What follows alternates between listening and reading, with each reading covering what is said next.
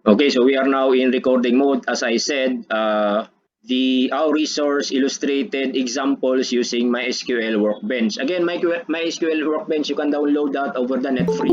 That's free to use. You can experiment on that.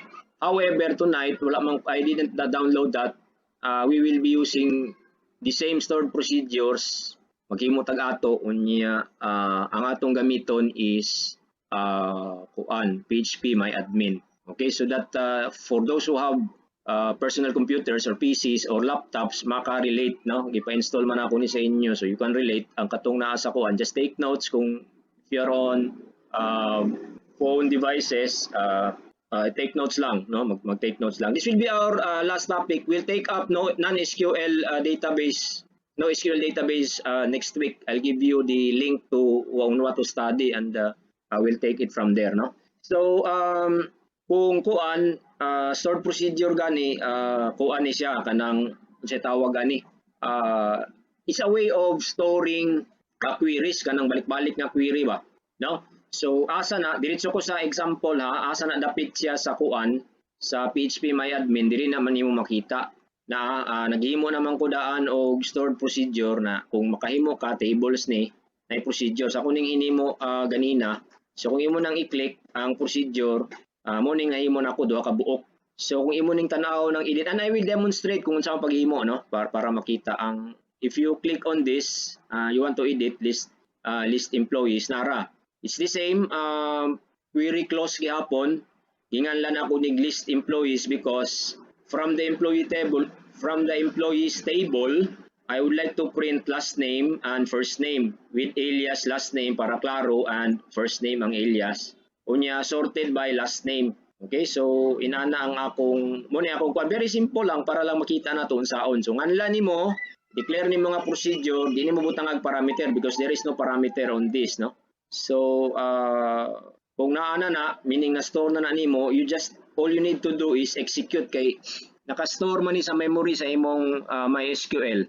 Ang ngalan sa memory dili na RAM o ROM ha, ang ngalan sa memory nga ginstulan or gibutangan aning stored procedure, kani nga mga procedure is kuan naani siya sa cache. Okay, so naa sa cache, so imo na lang na i-execute kay na-store naman na niya katong SQL sequence, no, o SQL queries. So when you execute list employees, nara, so last name, first name. Okay, ako nang hinimo ganina, no, so mo na ang iyang gawas. If you want to execute the other query mo gyapon, execute lang sa paghimo later na. So if you want to execute that, the SQL commands to invoke or to run a stored procedure is ana diri gibutang takana call. Okay, to run or invoke a stored procedure, ang imong tawagon nga function, SQL function is call, no, timan okay, so mao na siya unya, asa man na nimo kuanon, asa man na nimo himuon, dili na nimo himuon sa kuan. Kung wala pa kay procedure, ani ka sa classic model sa katong imong database, no? Unya ani ka sa or para sayon ato ta sa main. Kay katong main classmates naman tong naa, di ba? So ato ta sa main ha. Kini main taraw. Wala pa man ni procedures, kuan pa man ni kaning mga tables pa man ni, no? So kung maghimo tag procedures diri, tanaw sa natong classmates ha. So classmate first name ay underscore, unya last name, no, Lawrence Colon, Daisy Masin, unya birthday. May ni kay makabaluta kung birthday bata ani mga bataan ni kung sakto ni pagkahuman. Uy, kani si Colon dayo mamerti taon sa ansa man ni Pebrero ni adi di ay. Wala na ni Agosto man siguro ni. Okay, so ana no. So what you do is go to the main table, then na diri sa more routines. Again, let me repeat that. Go to the main database, naka sa main database. Unya click ka aning more nga drop down, unya ato ka sa routines, no? Add a routine or add a stored procedure ang tawag ana. So procedure, unya ayo lang butangi og parameter, unless kung gusto niyo butang og parameter pwede pod, but we'll not go into that. We'll just store a very simple procedure, no, para lang ta makakita sa kuan. So tangtangan na i-drop nimo na nganli. So for example, list classmates, classmate birthdays kana. Classmate unya birthdays. No? So dire mo gyapon select unsa ganito last name no? Last name ana na underscore unya for ato lang yang unahon sa nato na unya butangan natong alias later para dili kayo kuan then birthday unya from asa na ko ibutang from asa hello from asa sa naman ni naputol ko Main, sir. Main. tubaga butahon ko in taon nagunsa naman mo kung di ko ninyo tubagon Yes, sir. no naghimo ko og kuan stored Main, sa procedure main, sir.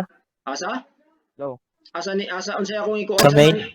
ha select last name first name unya birthday from asa nga table naputol ko nabalik na pud ko so naputol ko you are presenting sige nabalik ko unya na ako'y pangutana wa ako rin maghimo ani nya di ko ninyo kuanan so unsa man ang from ani select last name first name unya birthday from asa nga table asa man ako ni kuhaon asa isulat diri sa kuan kay putol-putol isulat sa chat asa na ko kuhaon Classmates dyan, sir. putol-putol di ko kasabot isulat sa chat atay putol-putol gid akong connection Classmates, sir. unsa to Lawrence classmates sa man ni oy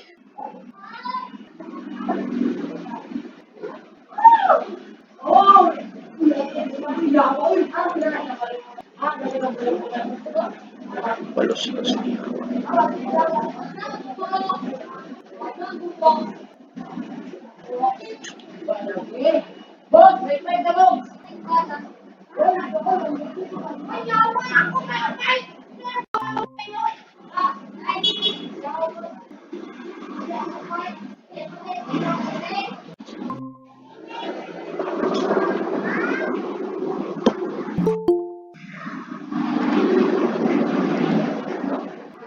matay naputol ko okay ako gyapon ning ibalik bahala og kuan bahala og putol-putol na ni sulti ganina nadunggan ako murag tingog to ni Lawrence Colon ni tubag classmates ko no nga table okay that's that's a correct kuan no from classmates ana unya siguro atong ikuan alphabetical so order by you're seeing this no naku naputol na sad I hope you're seeing this. Anyway, I'm recording this. So order by last name.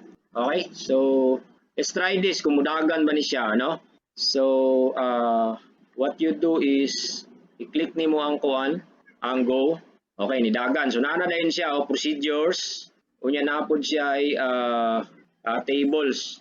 Okay, naana siya procedures na siya tables and if you click on procedures or routine ang yang gihatag ang kuan ana unsa ang paghimo og procedure all ang SQL clause nga mohimo og procedure kini ha kita kana create procedure no ang ganina unsa ang pagtawag call unsa ang paghimo create procedure ang kuan ang clause ana no ang SQL sequence and when you want to run kini lang execute no ato nang i-duol you want to run you click this execute natanaw na to o nara o isos paluma-luma man ni pa man na-appeal pa man ni ining estudyante okay so ako man gihimo og scratch so napay mga bungot-bungot pero sige lang yan napoy mga birthday dia now gusto na ni I want to put this description nga mo describe gud siya so what you do is you edit then put in an alias no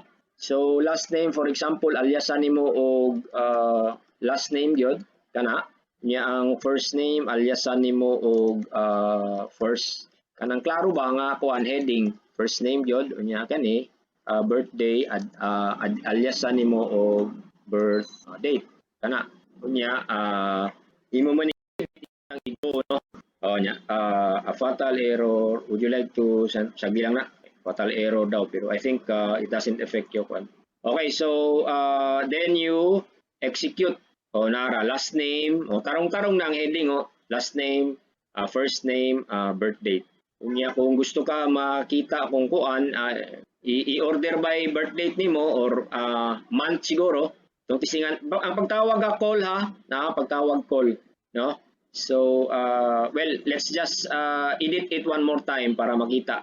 Matestingan na to kung ang bulan. Order by, sige, testingan na to. Month siguro. Unya birthday. Kana. Month sa birthday ang atong para makita na to kung kinsa ang nag-birthday karong Enero or next month. Ano ba, no? So, makita. Kung mudagan ba ni? Testingan. Go. Okay, okay ra. Swak ra. Execute. O niya, mga Enero, Luquinario Janet, Martisyon, ang mga Marso, isa man eh, magkanta. Si magkanta raman. Ano si Abilianosa, dili ni tinuod ni. Marso 11. Ugma ka, Mr. Danao, kung under mo ni Mr. Danao, pizza 5. Si Mr. Danao, eyeshade Danao, kung na-under mo na nga maestro sa ASI. Okay, so that's my demonstration on how to use or how to create stored procedures using PHP MyAdmin. Dili tong kuan katong workbench, MySQL workbench. Nindot pud to siya. Again, if you have the memory, if you have the time, install to, you experiment.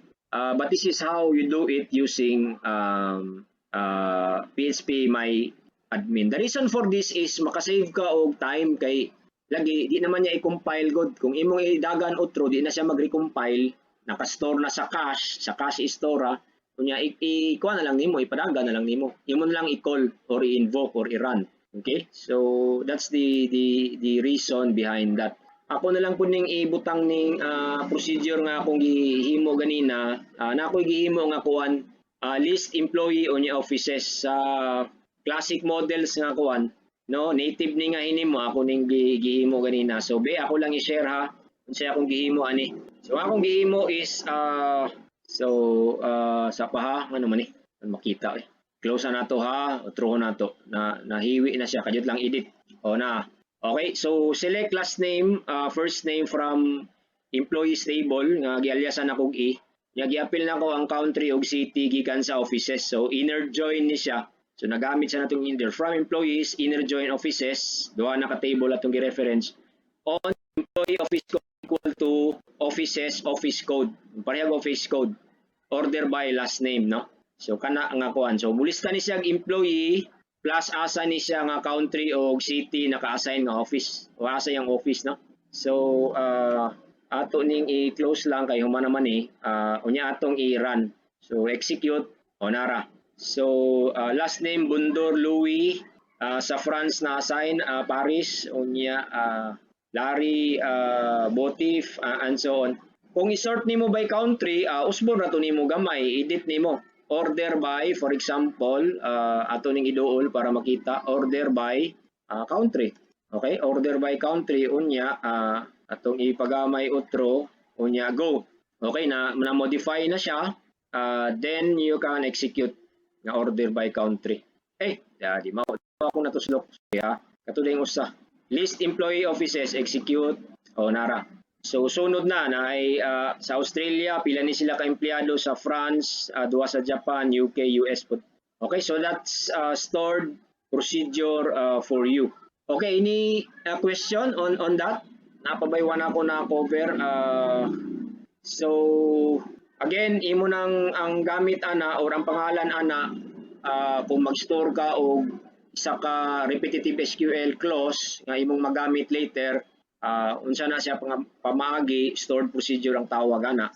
Ang SQL command or SQL clause nga gamiton is kana, create procedure. Nganlan day nimo nya tawagon nimo via call. Asa naka-store sa cache na siya gina-store. Okay, so siyempre ang ipadala nimo is parameters ang tawag ana, parameters ang imong ipadala. Although wala ko nag-demonstrate og parameter, mura-mura na siya function o value para magamit sa imong stored procedure. Okay, so I hope that is a very elementary fundamental example, but i-record man ako ni niya namon willing if you want to do some studies further or namoy trabaho sa inyong thesis nga involve ani, at least nakay mabalikan labi na og nag-notebook ka karon, no, pwede nimong balikan. Okay, I'll stop this recording now. This is a very short